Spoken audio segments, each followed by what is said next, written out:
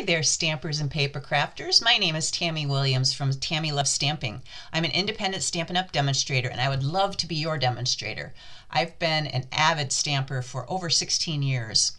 Today I want to answer some frequently asked questions from other stampers, and maybe it'll help you as well.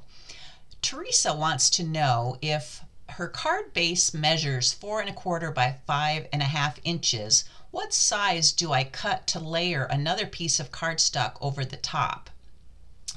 Typically, for each additional layer, you would just drop down 1/4 inch. So the next layer would measure 4 inches by 5 1/4 inches. And then if you were to add another layer on top of that, you would drop down another 1/4 inch, and that layer would be 3 3/4 inches by 5 inches. Question number 2, Maze asks, when you have a stamp with a matching die, do you die cut your cardstock first, or do you stamp your image first? Typically, I stamp my image first so that I can center my die around the stamped image, and I recommend using washi tape or a post-it note to hold the die in place because they tend to slide around quite a bit while you're trying to get them lined up and into your die cutting machine. Nikki had a question about embellishments. When you make cards that have pieces on them that are not flat, how do you package them to give them to someone? Do you put them in an envelope or a box? And what I say to that is, if it's a typical 5 1/2 by 4 1/4 inch card and it's not too thick, you can just mail it in a regular A2 size envelope. But I recommend putting a blank sheet of cardstock in between the front of your card and the envelope so that if you have any gems or rhinestones or raised pieces, they won't poke through your envelope with that extra piece of blank cardstock on top. The envelope goes through a sorting machine at the post office, and so that extra piece of cardstock helps make the thickness more uniform and prevent damage to your card or your envelope. Another option is to pay a little extra to have the post office hand sort your card and not go through the sorting machine at all. So Nyla wants to know about adhesive. How do you get rid of excess Tombow adhesive or Stampin' Seal adhesive off of your card? So sometimes you might mistakenly get some adhesive somewhere on your card where you didn't really mean to. And the best way that I have found to get rid of that is to use what's called a craft adhesive eraser. Unfortunately, Stampin' Up! Stopped selling them a while ago, but you can still get them online by searching for adhesive eraser. They're about 2 inches by 2 inches square, and you use them just like a regular pencil eraser. Otherwise, if you don't want to get one of those, you can always just try rubbing your finger back and forth over the adhesive until it balls up, and then you just pick it off. So Nancy wants to know, what's the difference between dry embossing and heat embossing? Well, dry embossing requires an embossing folder and an embossing machine. And you place your cardstock inside the embossing folder and you run it through your embossing machine, and it creates these ridges or raised patterns on your cardstock that makes the pattern that matches the pattern of the embossing folder. Whereas heat embossing requires a heat tool, Versamark, which is kind of a clear sticky ink, embossing powder, and your stamp.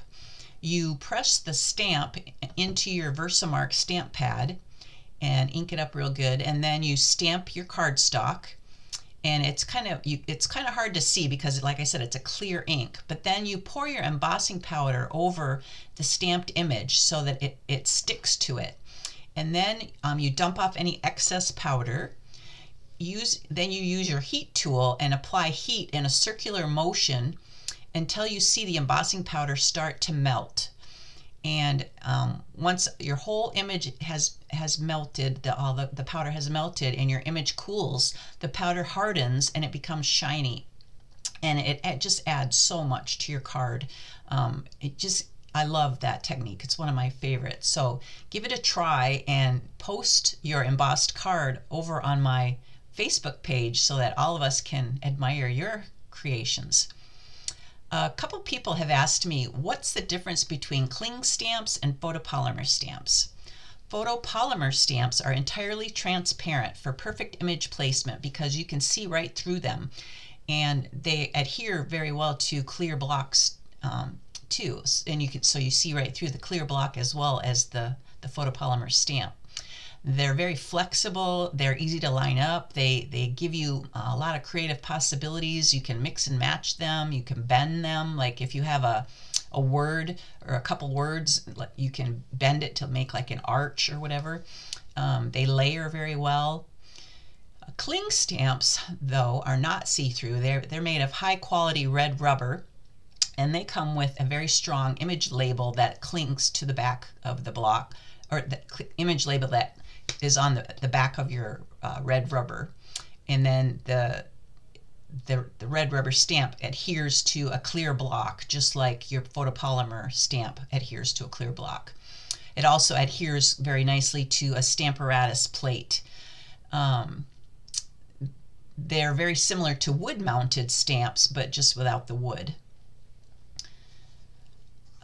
Question number 7 is, when should I use Stampin' Write markers versus Stampin' Blend markers?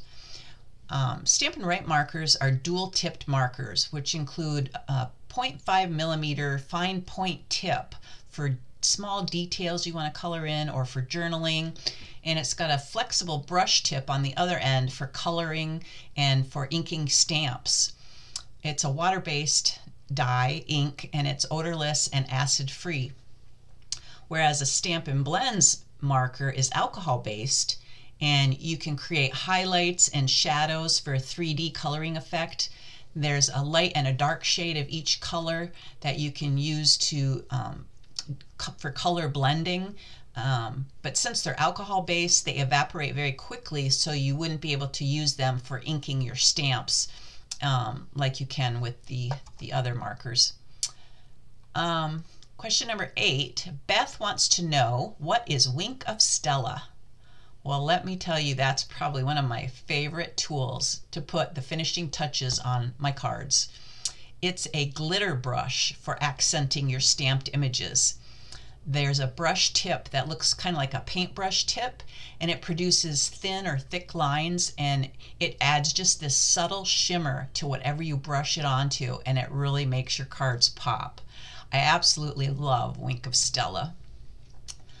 Well, that's it for all the questions today, and I hope if you have any questions that you would like me to answer in a future video, you can just enter them in the comments below, or email me at tammy@tammylovesstamping.com, and be sure to subscribe to my channel and visit my Facebook page, Tammy Loves Stamping. I love hearing from fellow stampers. Take care and God bless.